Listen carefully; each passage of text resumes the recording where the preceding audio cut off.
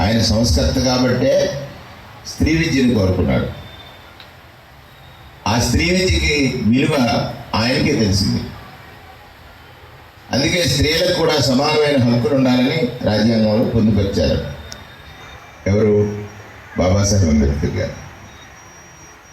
మన దేశానికి 1947 15th August స్వాతంత్ర్యం వచ్చింది. ఆ స్వాతంత్ర్యం వచ్చే ముందు చాలా రకాల డిబేట్స్ జరిగాయి. అప్పుడు బ్రిటిష్ పాలకుడైనటువంటి విన్స్టన్ చర్చిల్ చివరి రాజుల కాలం కదా అది.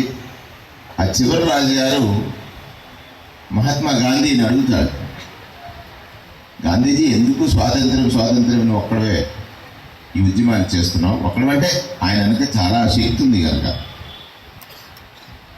మేము ఆల్రెడీ ఈ దేశానికి కావలసిన మౌలికమైనటువంటి వసతులు ఇక్కడే మన పక్కన కాటన్ బ్యారేజ్ గురించి కానీ, ఆ పక్కకి వెళ్తే రైల్వే స్టేషన్ గురించి కానీ, ఇంకో చోటకి వెళ్తే హాస్పిటల్ గురించి కానీ, పరిపాలన కోసం కలెక్టరేట్ గురించి కానీ, ఇవన్నీ మేము చేస్తున్నాం కదా,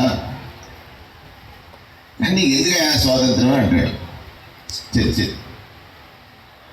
ఆ రోజు గాంధీజీ అన్న మాట మీరు దానికి సాక్షులు కాబట్టి మీకే చెప్తున్నా.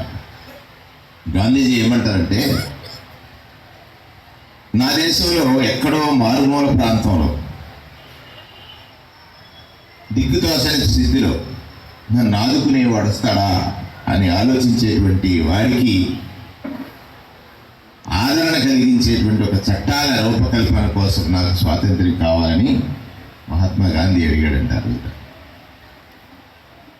ఏమో మీలో ఎక్కడా కూడా చలనం రాలేదురా? గాంధీజీ అడిగిన మాట గురించి ఇవాళ ఎంత స్వేచ్ఛగా బ్రతుకుతున్నాం అంటే కారణం ఎక్కడో మారుమూలన దిక్కుతోచక నా కోసం ఒకడు వస్తాడా అనే ఆశతో చూసే వాడి కోసం ఒక చట్టాన్ని రూపకల్పన చేయడానికి నాకు స్వాతంత్రం కావాలని ఎవరు అడిగారు? గాంధీజీ అడిగారు. 76, 77 స్వాతంత్రం అంటే 72 ఏళ్ల తర్వాత గాంధీజీ కోరుకున్న ఒక వ్యవస్థ సృష్టించబడింది. అదే సేవా సైన్యం, వాలంటీర్ వ్యవస్థ. సేవా సైన్యం అంటారు నేను. ఈ దేశంలో పాలకుడు అంటే పెద్ద సేవకుడిగా ఉండాలనేది వారి ఆలోచన. మన దేశానికి స్వాతంత్రం ఇచ్చేటప్పుడు ఇంకొక మాట కూడా అన్నారు వారు. ఈ దేశంలో చాలా కులాలు ఉన్నాయి, కులాలకు ఆచారాలు ఉంటాయి, మతాలు ఉన్నాయి, మతాలకి గ్రంథాలు ఉన్నాయి. హిందువులకి భగవద్గీత ఉంది, క్రైస్తవులకి బైబిల్ ఉంది, ముస్లిమ్స్కి ఖురాన్ ఉంది, ఇంకా చాలా కాదు 90, 100 మతాలు ఉన్నాయి, 100 పైనే మతాలు. ఈ కులాలు అయితే 5,700 కులాలు ఉన్నాయి మన దేశంలో. భిన్నమైనటువంటి సంస్కృతులు ఉన్నాయి. ఈ దేశానికి ప్రజాస్వామ్యం ఎంతో 6 నెలలు కూలిపోతారండి. కానీ ఒక కారణ జన్ముడు మేధావి బాబాసాహెబ్ అంబేద్కర్ ప్రపంచ దేశాలు విస్తుపోయేలాగా 76 ఏళ్ళు ఈ ప్రజాస్వామ్యం పరిణమిల్లుతుందనంటే ఎంత గొప్ప రాజ్యాంగానికి మనకి ఇచ్చాడో ఒకసారి ఆలోచించమని మిమ్మల్ని అందరినీ నేను కోరుతా ఉన్నాను.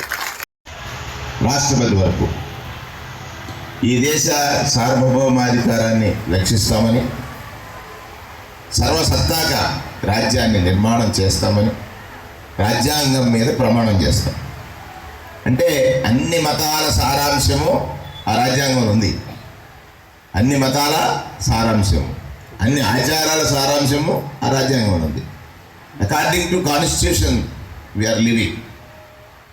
సరే, పాలకులు వచ్చారు, ప్రయత్నాలు మొదలుపెట్టారు.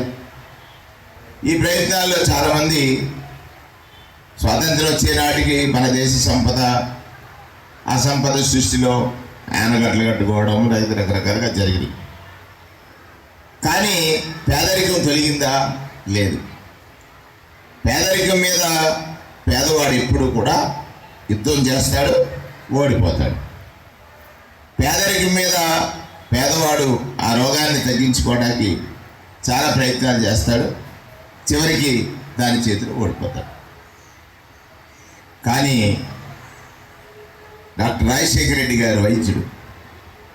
ఆయన చెయ్యి పట్టుకుని శరీరానికి వైద్యం చేశాడు. ముందు ఆరోగ్యశ్రీ అనే ఒక కార్డు తీసుకొచ్చి